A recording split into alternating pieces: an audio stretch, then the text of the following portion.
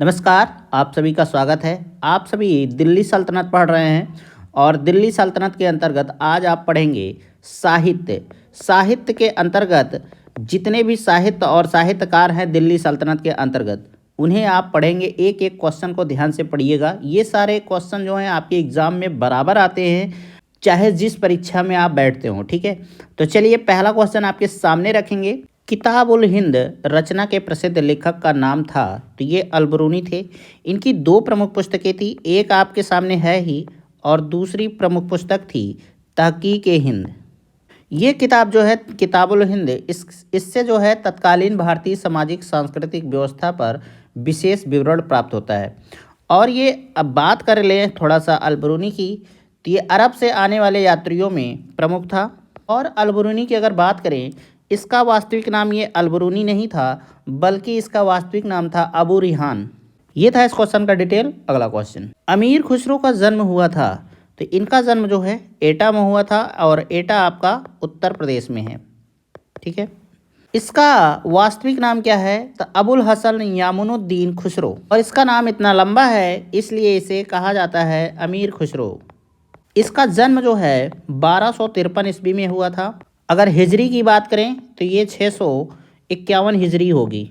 इसके नाम में, इसके जन्म में थोड़ी सी त्रुटि मिलेगी आपको एनसीईआरटी में। इसका जन्म जो है 1252 ईस्वी मिलेगा। ठीक है, और ये 1253 ईस्वी मिलता है हरिश्चंद्र वर्मा के अनुसार। और अमीर खुसरो जो है खुद को तूती ए हिंद कहता था, कहीं कहीं आपको तूतिए ए हिंद मिलेगा। ठीक है, तो ये खुद का अपना उपनाम रखा था तूती ए हिंद। और बार बार ये एग्जाम में पूछा जाता है। जितनी भी फैक्ट आपको बता रहे हैं वेरी इंपॉर्टेंट हैं। ठीक है, तो आप याद रखिएगा इसकी क्या क्या बातें याद रखेंगे। ये नाम बहुत इंपॉर्टेंट नहीं है लेकिन आप याद रख सकते हैं। पूरा नाम है अमीर खुसरो, इसे शॉर्ट में कहते थे। इसका जन्म जो है 1252 ईस्वी में हुआ था और कहीं आपको कहीं कहीं मिलेगा 1253 ईस्वी। एनसीईआरटी के अनुसार 1252 है, तो यही आपका लगभग सही है। ठीक है, हिजरी संवत 651 ईस्वी है। तूती ए हिंद अमीर खुसरो का जन्म हुआ था, तो ये पटियाली में हुआ था। पटियाली आपका कासगंज, जिसे काशी रामनगर भी कहते हैं, जिले के पटियाली में हुआ था। निम्नलिखित में से किसने स्वयं को हिंदुस्तान का तोता कहा, तो अमीर खुसरो ने कहा था स्वयं को। और इसका जन्म जो है कासगंज, काशीराम नगर के ज़िले के पटियाली नामक स्थान पर हुआ था। अमीर खुसरो ने किसके विकास में अग्रगामी की भूमिका निभाई, तो ये खड़ी बोली के बारे में है। ठीक है, यही आपका ऑप्शन सही होगा। अमीर खुसरो जो हैं भारतीय बोलचाल की भाषाओं को सीखे और विशेषतः हिंदी, जिससे वह सर्वाधिक प्रेम करते थे। खुसरो पहला मुसलमान था जिसने भारतीय होने का दावा किया था। ये स्वयं कहता था कि मैं तुर्की, भारतीय और हिंदी बोलता हूँ। और इसने खड़ी बोली के विकास में अग्रगामी भूमिका निभाई थी। अगला क्वेश्चन, निम्नलिखित में से किसने दिल्ली के 7 सुल्तानों का शासनकाल देखा था, तो वैसे तो इसका सही आंसर यही होगा अमीर खुसरो। लेकिन मैं आपके जानकारी के लिए बता दूं कि इसमें शेख निजामुद्दीन औलिया जो है ना, ये भी थे जो 7 से अधिक शासकों के यहाँ रहे या उनका शासनकाल देखे थे। ठीक है, तो इस तरीके से आप इसका कन्फर्म आंसर नहीं कर पाएंगे अगर शेख निजामुद्दीन औलिया भी हैं तो। और अमीर खुसरो तो थे ही, ये 7 राजाओं के यहाँ रहे। ठीक है, अगला क्वेश्चन, प्रसिद्ध कवि अमीर खुसरो निम्नांकित में से किस बादशाह के दरबार से संबद्ध हैं, तो ये गयासुद्दीन बलबन के यहाँ रहते थे। अमीर खुसरो आरंभ में जो है बलबन के सबसे बड़े पुत्र महमूद की सेवा में रहा। मंगोलों के साथ एक मुकाबले में महमूद मारा गया। मंगोलों ने अमीर खुसरो को बंदी बना लिया, किंतु किसी तरह वह जेल से भागने में सफल भी रहा और बलबन के राज दरबार से संबंध हो गया। अमीर खुसरो जो हैं, मैं आपको बता दूं कि किसके किसके यहाँ रहते थे, इसको याद रखिएगा। पहला बलबन हो गया, इसको याद रख लीजिए आप लोग। दूसरा कैकुवाद, तीसरा शासक था जलालुद्दीन खिलजी, चौथा शासक था अलाउद्दीन खिलजी, पांचवा था मुबारक शाह, छठा था गयासुद्दीन तुगलक और सातवां था मोहम्मद बिन तुगलक। ये जितने भी शासक हैं ना, सभी जो हैं दिल्ली सल्तनत के अंतर्गत आते हैं और इनके सभी के यहाँ अमीर खुसरो रह चुके हैं। ठीक है, और अमीर खुसरो की बात करें तो अंतिम ये जो है मोहम्मद बिन तुगलक, इन्होंने जो है 1325 में अपना शासन संभाला था और इसी दौरान अमीर खुसरो की मृत्यु हुई थी। और इनके अमीर खुसरो के बारे में पूछा जा सकता है कि इनके गुरु कौन थे, तो इनके गुरु थे निज़ामुद्दीन औलिया। तो ये था क्वेश्चन का डिटेल। अगला क्वेश्चन, प्रसिद्ध कवि अमीर खुसरो दरबार में रहे, तो ये आपको अभी भी मैंने बताया था कि अलाउद्दीन खिलजी के दरबार में थे, इल्तुतमिश के दरबार में नहीं थे, मोहम्मद बिन तुगलक के दरबार में थे नहीं, बल्कि इनके शासनकाल के दौरान ही मृत्यु हो गई अमीर खुसरो जी की, ठीक है। लेकिन इनका शासनकाल देखे थे, ये बात सही है। कुतुबुद्दीन ऐबक ये भी गलत है। तो इस तरीके से आपका ऑप्शन ए सही होगा, अलाउद्दीन खिलजी। अगला क्वेश्चन, अमीर खुसरो किसका दरबारी कब था, तो ये आपका बी ऑप्शन सही है, अलाउद्दीन खिलजी। मोहम्मद बिन तुगलक के टाइम पीरियड में ये मर गए थे, ना ये है ना ये है, ठीक है।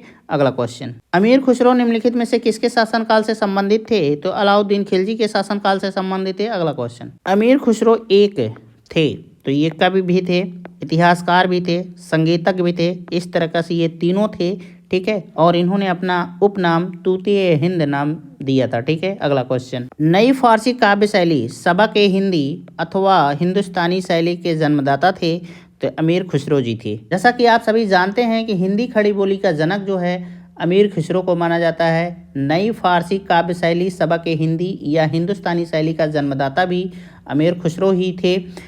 इनका कहना था, न लफ्ज़े हिंदी वस्त अज फारसी कम, अर्थात हिंदी का शब्द फारसी से कम नहीं है, ठीक है। ये बहुत अच्छी बात इन्होंने कही। निम्न में से किसने हिंदी खड़ी बोली का जनक माना जाता है, तो अमीर खुसरो को माना जाता है। हिंदी और फारसी दोनों भाषाओं का विद्वान कौन था, तो ये थे अमीर खुसरो। इससे पहले मैंने आपसे चर्चा की थी हिंदी और फारसी के बारे में। इन्होंने जो है हिंदी को श्रेष्ठ माना फारसी से, ठीक है।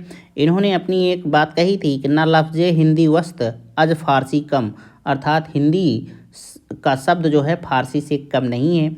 अमीर खुसरो हिंदी एवं फारसी दोनों भाषाओं के विद्वान थे। जियाउद्दीन सज्जादी के अनुसार फारसी भाषा तथा साहित्य के भारत में विकास तथा इसके कारण दो देशों के मध्य निकट संबंध स्थापित होने का उल्लेख तब तक पूरा नहीं होता जब तक कि अमीर खुसरो का उल्लेख न हो, जो निश्चित रूप से इस अद्भुत घटना का मुख्य पात्र थे। अमीर खुसरो स्वयं कहता है कि मैं तुर्की, भारतीय और हिंदी बोलता हूँ, ठीक है। अगला क्वेश्चन, निम्नलिखित में से कौन फारसी का प्रथम कवि था जिसने अपनी कविता में भारतीय पर्यावरण को चित्रित किया, तो ये थे अमीर खुसरो जी।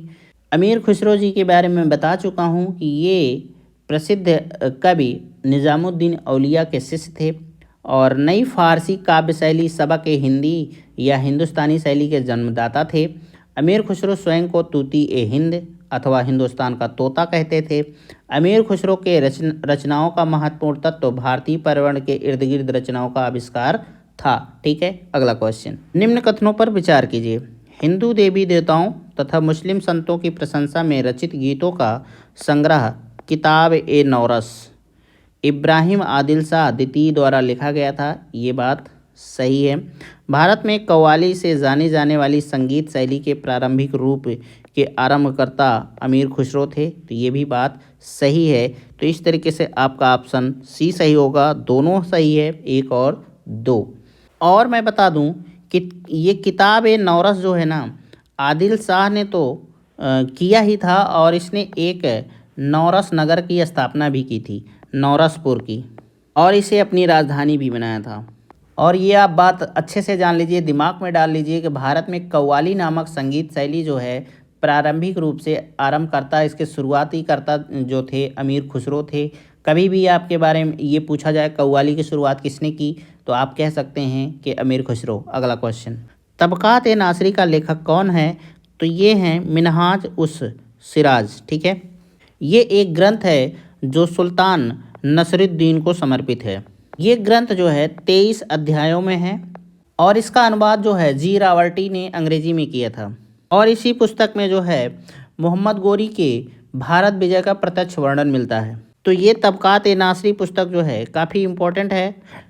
इसे लिखा था मिनहाज उस सिराज ने और ये किसके ऊपर आधारित थी, तो नसीरुद्दीन को समर्पित था ये पुस्तक। और ये 23 अध्याय में है कुल। और इसका अनुवाद जो है H.G. रॉबर्टी ने किया था और इस पुस्तक की कथन क्या है या कथा वस्तु क्या है, तो मोहम्मद गौरी का भारत विजय है। ठीक है, अगला क्वेश्चन, निम्नलिखित ग्रंथों पर विचार कीजिए और उनको कालानुक्रमानुसार व्यवस्थित कीजिए। तो इसका डायरेक्ट आंसर मैं बताऊंगा 3 2 4 1। अगर बात करें फतवा ए जहांदारी के लेखक कौन थे, तो जियाउद्दीन बर्नी थे। पृथ्वीराज रासो के लेखक कौन थे, तो आप सभी जानते हैं कि चंद्रबरदाई थे। किताबुल हिंद की रचना जो है अलबरूनी ने की थी। तबकात ए नासरी पुस्तक को लिखा था मिनहाज उस सिराज ने। तो इस पुस्तक का जो क्रम होगा, पहले किताबुल हिंद होगा, सबसे पहले आपका आएगा, ठीक है, पहले नंबर पर। फिर उसके बाद होगा पृथ्वीराज चौहान की जो पुस्तक थी, पृथ्वीराज रासो, ठीक है। फिर तीसरे नंबर पर आएगा तबकात ए नासरी और चौथे नंबर पर आपका आएगा फतवा ए जहांदारी, ठीक है। तो इस तरीके से आप क्रम बना लीजिएगा, इसको याद कर लीजिए।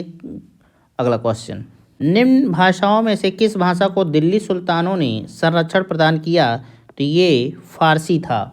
अपभ्रंश शब्द का प्रयोग मध्यकालीन संस्कृत ग्रंथों में होता था, तो इसका होता था कुछ आधुनिक भारतीय भाषाओं के आरंभिक रूपों को इंगित करने के लिए, ठीक है। लोक प्रयोग में संस्कृत के विभिन्न रूपों को पतंजल ने अपभ्रंश कहा है। आधुनिक भारतीय भाषाओं के आरंभिक रूपों को इंगित करने के लिए मध्ययुगीन संस्कृत ग्रंथों में अपभ्रंश शब्द का प्रयोग होता था। विद्वानों का मत है कि उत्तर भारत की विभिन्न हिंदी बोलियों तथा कश्मीरी, पंजाबी, सिंधी, नेपाली, सौरसेनी तथा मराठी आदि भाषाओं का विकास अपभ्रंश से ही हुआ है। अगला क्वेश्चन, सूची 1 को सूची 2 के साथ सुमेलित कीजिए तथा नीचे दिए गए कोट से सही उत्तर का चयन कीजिए। जियाउद्दीन बर्नी, तारीख ए फिरोज शाही इनकी पुस्तक है। फिर उसके बाद हसन निज़ामी, इनकी प्रमुख पुस्तक है ताजुल मासरी। फिर मिनहाज उस सिराज की बात करें तो इनकी प्रमुख पुस्तक है तबकात ए नासरी। और फिर बचता क्या है आपका याहिया बिन अहमद, और ये है तारीख मुबारक शाही। तो इस तरीके से आपका सही ऑप्शन होगा 3 4 2 1। अगर याहिया बिन अहमद की बात करें और तारीख मुबारक शाही की बात करें, तो याहिया बिन अहमद ने सैयद शासक मुबारक शाह के संरक्षण में तारीख मुबारक शाही लिखी थी, जो सैयद शासकों के इतिहास को जानने का एकमात्र साधन है। इसलिए ये पुस्तक जो है आपके लिए इम्पॉर्टेंट हो जाता है कि सैयद वंश को जानने का एक ही साधन है तारीख मुबारक शाही, ठीक है। सूची 1 को सूची 2 से सुमेलित कीजिए तथा सूचियों के नीचे दिए गए कोड से सही उत्तर का चयन कीजिए। आपका सूची 1 ये है, सूची 2 ये है। ताजुल मासिर की बात करें तो ये इनकी प्रमुख पुस्तक हसन निजामी की थी। खजाइन उल फतूह की बात करें तो ये लिखा गया है अमीर खुसरो के द्वारा। और तारीख मुबारक शाही ये है आपका याहिया बिन अहमद सरहिंदी। और फतवा ए जहांदारी ये जियाउद्दीन बर्नी के द्वारा लिखा गया है। तो इस तरीके से आपका ऑप्शन क्या सही होगा, ए सही होगा, 2 3 4 1। निम्नलिखित में से तारीख फिरोज शाही के रचनाकार कौन हैं, तो देखिए इसमें आपका 2 ऑप्शन सही है, एक ए भी सही है और बी भी सही है। सम से सिराज अफीम और जियाउद्दीन बर्नी। रीजन क्या है, तारीख फिरोज शाही और सम से सिराज अफीक और जियाउद्दीन बर्नी दोनों सल्तनत कालीन इतिहासकारों द्वारा लिखी गई ये पुस्तक है, ठीक है। तो ये काफ़ी कन्फ्यूजिंग क्वेश्चन हो सकता है आपके लिए, कभी भी एग्ज़ाम में आता है तो ध्यान देकर आप इसका आंसर कर सकते हैं। अगला क्वेश्चन, 1 को सूची 2 से सुमेलित कर नीचे दिए गए कोड से सही उत्तर चुनिए। तो तारीख ए हिंद की बात करें तो ये अलबरूनी की है। तारीख दिल्ली की बात करें तो ये खुसरो की है। रहला की बात करें तो ये है इब्न बतूता की। और अब अंतिम बचता है तो ये है मिनहाज की, ठीक है। ये सारे जितने आपको क्वेश्चन कराए जा रहे हैं वेरी इंपॉर्टेंट हैं। ये रचनाएं सब ना बहुत इंपॉर्टेंट हैं, ये लेखक सब बहुत इंपॉर्टेंट हैं। अगर आप अब इनको याद कैसे करना है वो आपकी जिम्मेदारी है। याद मैं एक थोड़ा सा तरीका बता दे सकता हूँ कि आप क्वेश्चन को रिवीजन बराबर करिए, ठीक है। अगर रिवीजन नहीं करते हैं तो आप भूल जाएंगे। आप मशीन तो हैं नहीं, हैं इंसान ही, तो रिवीजन करना ही पड़ेगा। यही शर्त होती है जीके जीएस तैयार करने का कि आपको रिवीजन करने की आदत हो। मतलब रिवीजन कैसे होगा, डेली पढ़ना पड़ेगा। डेली अगर नहीं पढ़ते हैं तो तो आपकी तैयारी कुंद हो जाएगी, मतलब धीमी हो जाएगी। अगर आपको एग्ज़ाम में पास करना है, कोई भी टॉपिक कोई भी एग्ज़ाम पास करना है, तो आपको डेली पढ़ना ही पड़ेगा। भले ही आप 2 ही घंटे पढ़ें, लेकिन पढ़ना पड़ेगा। तो ये ध्यान में रखिएगा। तो इस तरीके से इसका ऑप्शन क्या सही होगा? सी सही होगा। ठीक है, अगला क्वेश्चन, निम्नलिखित कृतियों को उनके लेखक से सुमेलित करके सही कोटों में से उत्तर चुनना है। हकाइक़ हिंदी, तो ये हैं अब्दुल वाहिद बिलग्रामी। तहज़ीबुल अखलाक, ये है आपका इब्न मिस्काबिया। जुल तिजार, तो ये हैं बैलक अल कबाया की। और जौमियुल हिकायत, ये हैं सदरुद्दीन मोहम्मद औफ़ी। तो इसको ध्यान में रखिएगा। ये रचनाएं ऐसी हैं कि आप सुने भी नहीं होंगे, क्योंकि ये सब क्वेश्चन हल्के फुल्के नहीं हैं। ये आपके पीसीएस में आते हैं, आईएएस में आते हैं, ठीक है, एसएससी में आते हैं। घटिया क्वेश्चन तो है ही नहीं। अगर आप यहाँ से पढ़ते हैं, 100% श्योर है कि आप कभी फेल नहीं होंगे, वो भी हिस्ट्री में। बिल्कुल नहीं, आप 100% अपना दे के आएंगे किसी भी एग्ज़ाम में, ये गारंटी है। बस शर्त एक ही है कि इस वीडियो पर रुकिए और पढ़िए कायदे से। इस तरीके से इसका सही ऑप्शन क्या होगा? तो यही होगा 3, 1, 4, 2। अगला क्वेश्चन, फ़वाइदुल फ़वाद नामक पुस्तक शेख निज़ामुद्दीन औलिया की बातचीत का विवरण है। इसका संकलन किया था, तो इसका संकलन किया था अमीर हसन सिसजजी ने। निम्नलिखित में से किस संगीत वाद्य को हिंदू मुस्लिम गान वाद्यों का सबसे श्रेष्ठ मिश्रण माना गया है? तो इसका सही आंसर आपका सितार होगा। सितार जो है संगीत वाद्य को हिंदू मुस्लिम गान वाद्यों का सबसे श्रेष्ठ मिश्रण माना जाता है। भारतीय संगीत ने मुस्लिम समाज को संगीत में गहरी रुचि के लिए अभिप्रेरित किया। फलस्वरूप सल्तनत काल में अमीर खुसरो जैसे महान संगीतज्ञ हुए थे। अमीर खुसरो ने ईरानी तंबूरे एवं भारतीय बीड़ा को मिलाकर सितार का आविष्कार किया था। तो आप सितार का आविष्कारक अमीर खुसरो को जान लीजिए। इसने कुछ भारतीय और पर्शियन रागों का सुंदर मिश्रण किया और कुछ नवीन राग शैलियों जैसे ईमान, जिल्फ तथा साजगरी आदि को जन्म दिया। तो आपका जो अमीर खुसरो है ना, बहुत ही टैलेंटेड आदमी था। तो इसको ध्यान में रखिएगा। अगला क्वेश्चन, संगीत यंत्र तबला का प्रचलन किया था, तो अमीर खुसरो ने किया था। अमीर खुसरो का एक बार मैं आपको फिर से पूरा नाम बता देता हूँ। अबुल हसन यामुनुद्दीन खुसरो था। अमीर खुसरो अपने समय के महान विद्वान और कवि थे। ये प्रथम लेखक भी हैं जिसने हिंदी शब्दों एवं मुहावरों का प्रयोग किया। संगीत यंत्रों में तबला और सितार का इन्होंने आविष्कार किया। ठीक है, याद रखिएगा, ये इम्पोर्टेंट है। तबला और सितार के आविष्कारक कौन थे? तो अमीर खुसरो थे। निम्नलिखित में से कौन सा राजपूत राजा संगीत पर एक पुस्तक के लेखक के रूप में जाना जाता है? तो ये हैं राणा कुंभा। राणा कुंभा जी की प्रमुख पुस्तकें हैं संगीत मीमांसा और संगीत राज। राणा कुंभा जो हैं संगीत के साथ साथ साहित्य एवं कला के भी पोषक थे। और इन्होंने, जो राणा कुंभा जी हैं, महमूद खिलजी पर विजय प्राप्त की। तो इस उपलक्ष्य में इन्होंने विजय स्तंभ या कीर्त स्तंभ की स्थापना कराई। इसका स्थापना का टाइम पीरियड है 1440 से लेकर 1448 ईस्वी के बीच कराया, मतलब 8 साल लग गए इस स्तंभ को निर्माण कराने में।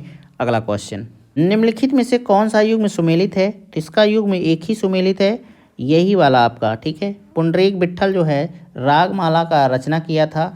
अगर बात करें संगीत राज की, तो इसकी रचना जो है राणा कुंभा ने की थी। तो इस तरीके से पंडित भाव भट्ट नहीं है इनके यहाँ। और राग चंद्रिका की बात करें तो उस्ताद चाँद खां नहीं हैं, बल्कि इसके रचनाकार थे द्वारकानाथ भट्ट। और इसकी कुंभा ने रचना नहीं की थी राग कल्पद्रुम की, बल्कि इसकी रचना जो है कृष्णानंद व्यास ने की थी। आपकी जानकारी के लिए बता दें कि राग चंद्रिका जो रचना है, इसी नाम से एक और थे लिखे थे, उनका नाम था काशीनाथ शास्त्री अप्पा तुलसी।